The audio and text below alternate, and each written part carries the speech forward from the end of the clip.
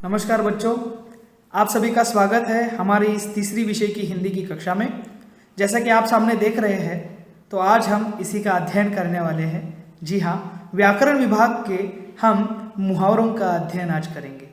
जैसे हमने हमने मुहावरे कहा या फिर जैसे ही आप मुहावरे सुनते हो तो बड़े बुजुर्गों के मुंह से आपने इनको बहुत बार सुना भी होगा, है कि नहीं। चलिए, तो आज इसी मुहावरों के बारे में हम जानकारी प्राप्त करेंगे और समझेंगे कि किस प्रकार मुहावरों का प्रयोग किया जाता है और क्यों मुहावरों का प्रयोग किया जाता है। चलिए आगे बढ़ते हैं। आगे मैं आपको एक चित्र दिखाता हूं, देखिए। हाँ, तो यहाँ पर एक चित्र है।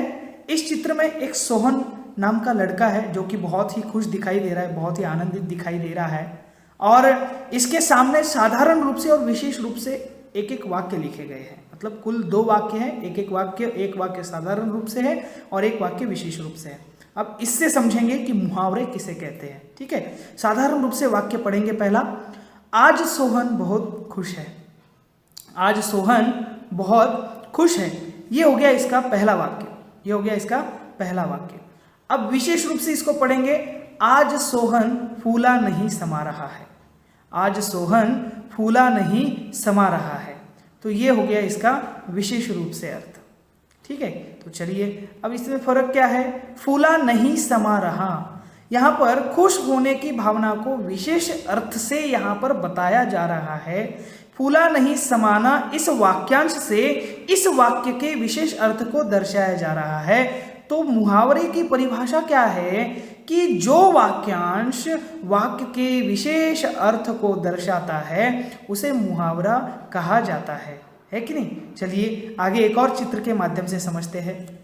जैसे यहाँ पर ये चित्र देखिए, यहाँ पर साधारण रूप से वाक्य क्या कहा गया कि निमिष को बहुत गुस्सा आ रहा है। निमिष को बहुत गुस्सा आ रहा है। और विशेष रूप से इसे किस प्रकार से कहा गया, निमिष गुस्से से लाल पीला हो रहा है।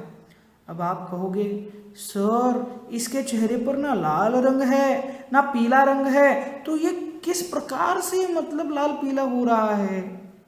प्रश्न आ रहा होगा ना बच्चों मन में। घबराना नहीं है, समझना है। यहाँ पर शब्दशः अर्थ कभी नहीं लिया जाता, उनके विशेष अर्थ को ग्रहण किया जाता है। तो यहाँ पर लाल पीला होना मतलब गुस्सा होना। लाल पीला होने का विशेष अर्थ क्या है, गुस्सा होना। तो निमिष गुस्से से लाल पीला हो रहा है, ये इसका विशेष अर्थ है। तो यहाँ पर लाल पीला होना यह वाक्यांश विशेष अर्थ को दर्शाता है, इसलिए यह वाक्यांश मुहावरा कहलाता है।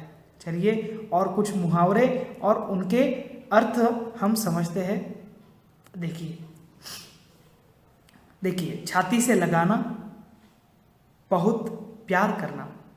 छोटा बच्चा रहता है, उस छोटे से बच्चे को माँ अपने छाती से लगाती है, सीने से लगाती है कि नहीं। वो होता है छाती से लगाना, मतलब बहुत प्यार करना।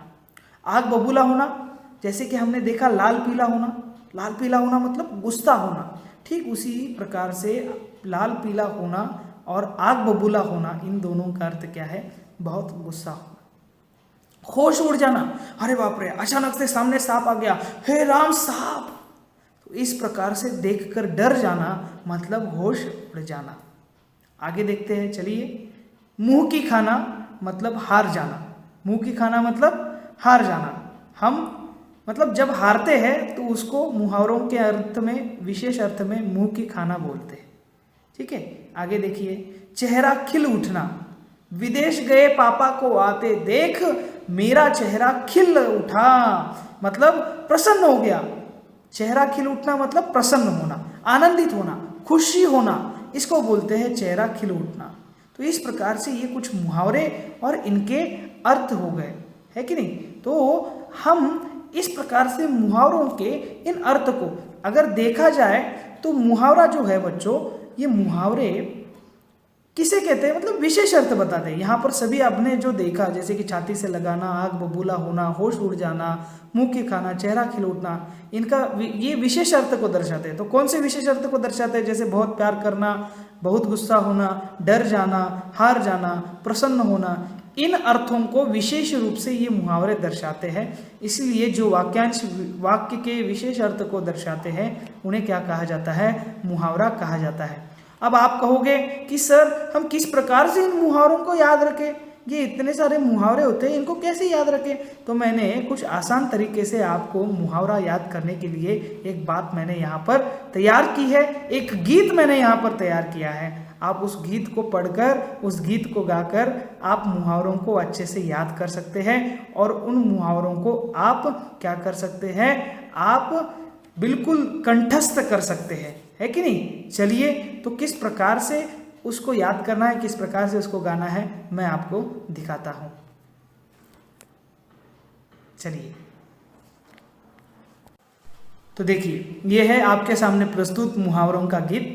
ठीक है, चलिए इसको पढ़ते हैं और पढ़ते पढ़ते इसका अर्थ भी समझते हैं और फिर एक बार इसको गाते हैं।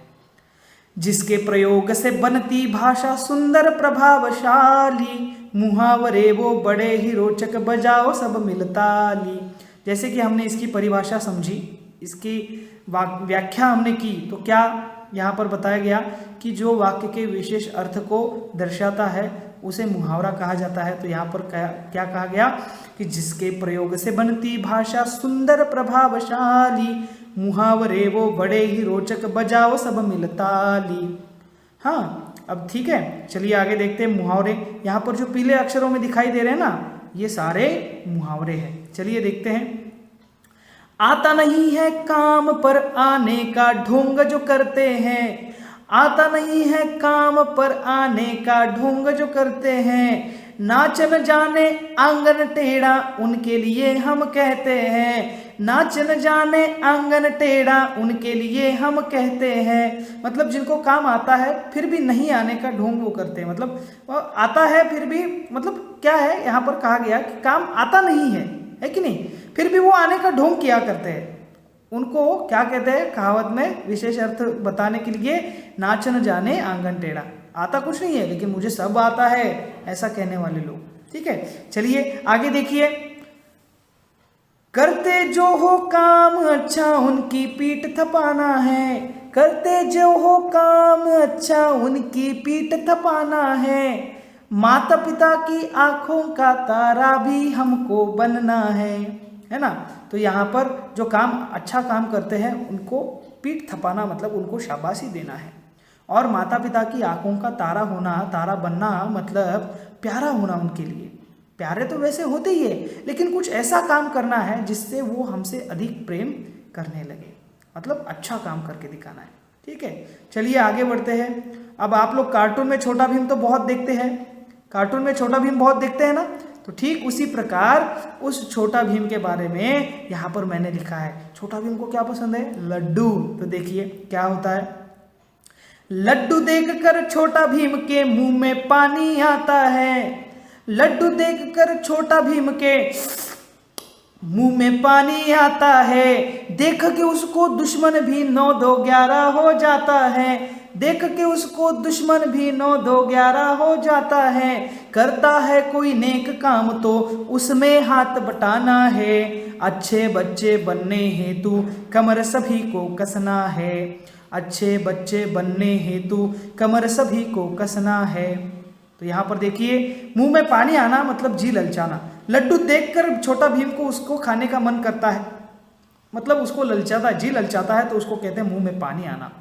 और जब छोटा भीम को देखते हैं तो छोटा भीम जब चलता है और छोटा भीम को जब उसके दुश्मन देखते हैं तो उससे बचने के लिए उसे डर कर क्या हो जाते हैं, दूर भाग जाते हैं, 9 2 11 हो जाते हैं। करता है कोई नेक काम तो उसमें हाथ बटाना है। अगर कोई नेक काम कर रहा है तो हमें क्या करना है, उसमें हाथ बटाना है। उस नेक काम में हाथ बटाना, हाथ बटाना मतलब क्या करना है, उसकी मदद करना है उस नेक काम में।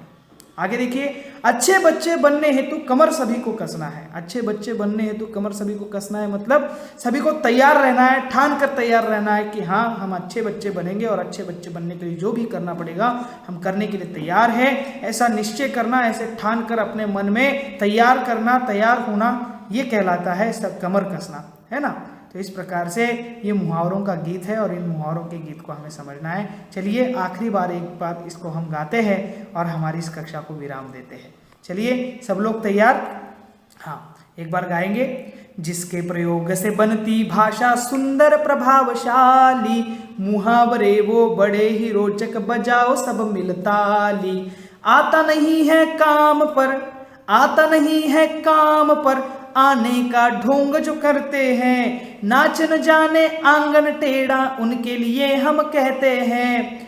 माता पिता, देखिए क्या कहा गया कि आता नहीं है काम पर आने का ढोंग जो करते हैं, नाच न जाने आंगन टेढ़ा उनके लिए हम कहते हैं। करते जो हो काम अच्छा उनकी पीठ थपाना है, करते जो हो काम अच्छा उनकी पीठ थपाना है।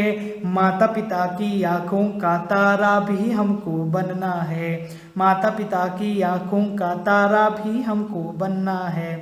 लड्डू देखकर छोटा भीम के मुंह में पानी आता है, लड्डू देखकर छोटा भीम के मुंह में पानी आता है।